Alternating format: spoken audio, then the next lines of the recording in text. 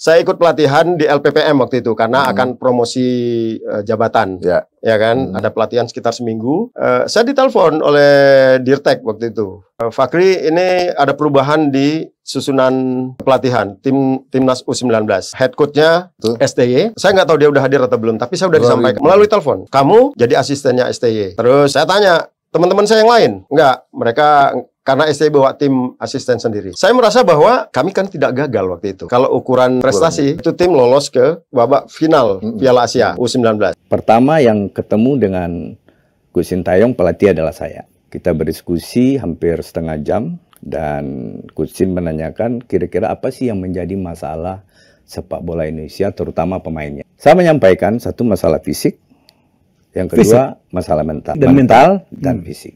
Ilmu pelatihan fisik pun kita ini harus belajar gitu. Sama saya ini saya sampaikan ke teman-teman ya, bahwa kita harus belajar ilmu minimal dasar-dasar latihan fisik. Kalau enggak, kita bisa bayangkan enggak? Kalau kita enggak tahu dasar-dasar latihan fisik, dikibuli terus sama pelatih fisik kan itu.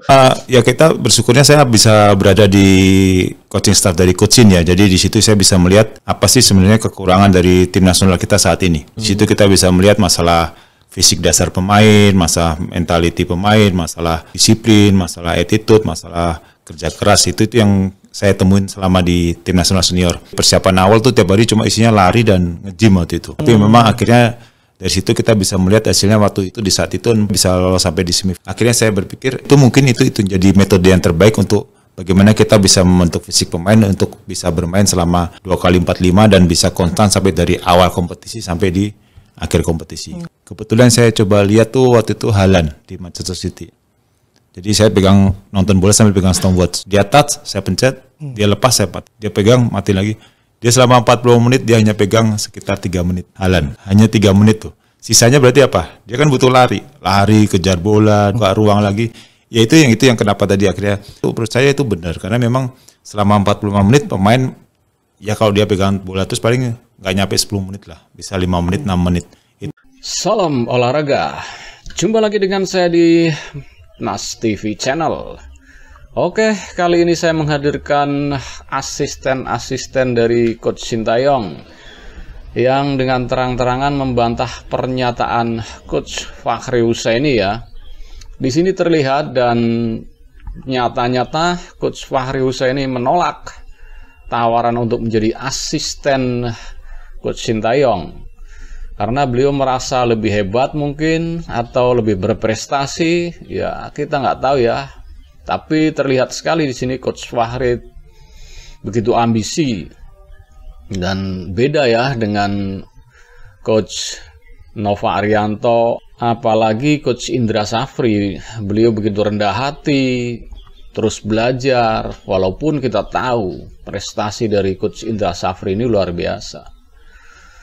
Dia di sini tidak bermaksud untuk mengadu domba antar pelatih ya. Tetapi saya menghadirkan dua argumen yang berbeda supaya penjelasannya tidak simpang siur bahwa ini memang real gitu. Dan oke, nggak perlu lama-lama, kita saksikan saja video selengkapnya biar nggak gagal paham ya. Oke.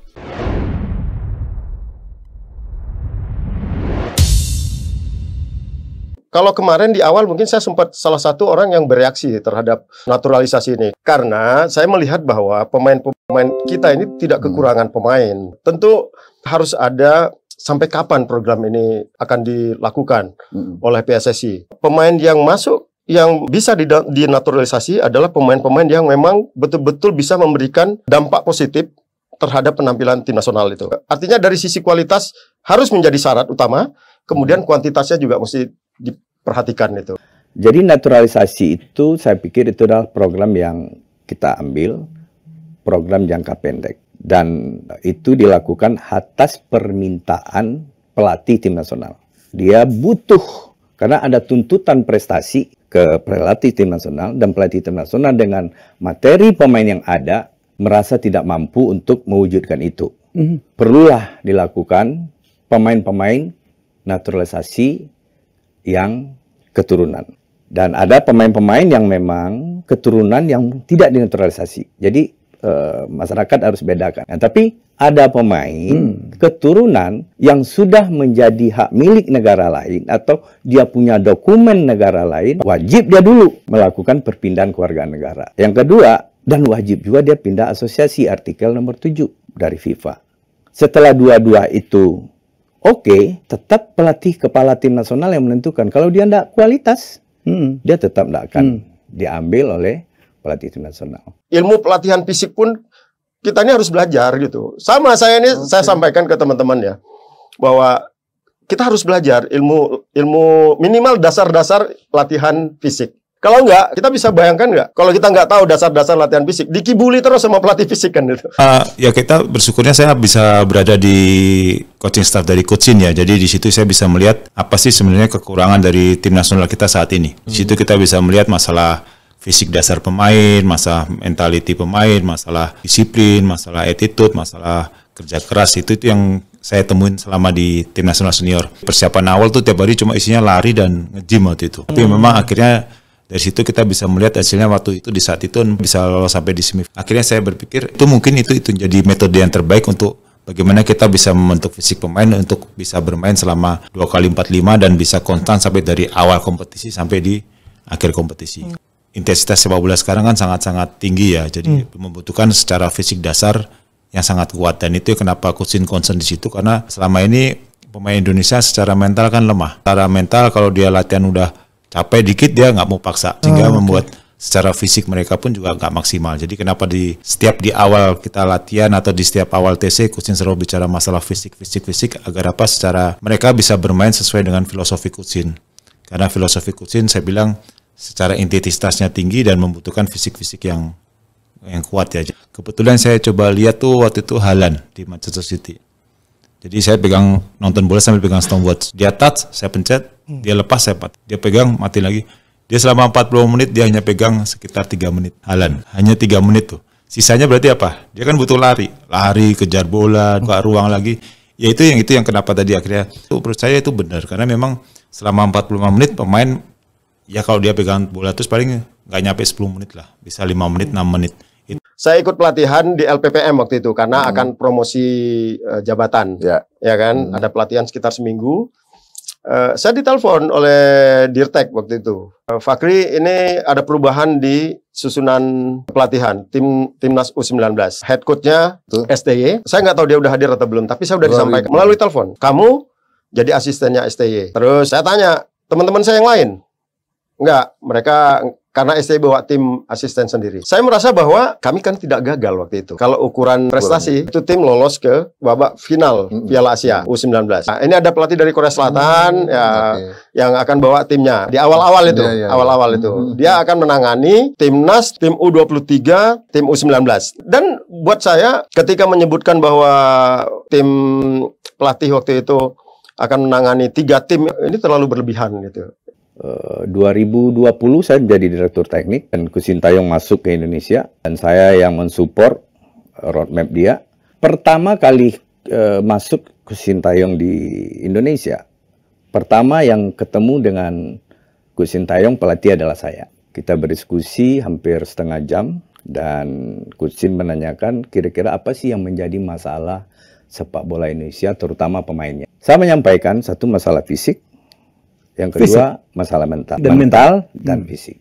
Coach Shin sepakat dari awal penglihatan. Setelah dia melatih setahun, dia yakin bahwa yang saya sampaikan itu yang menjadi permasalahan sepak bola Indonesia. Dan alhamdulillah sampai sekarang berjalan dengan baik dan komunikasi saya juga cukup baik. Saya setiap hari berhubungan dengan pelatih tim nasional. Oke, itu tadi video dari beberapa pelatih tim nasional kita ya. Ada Coach Fakri Husaini, ada Coach Indra Safri dan Coach Nova Arianto.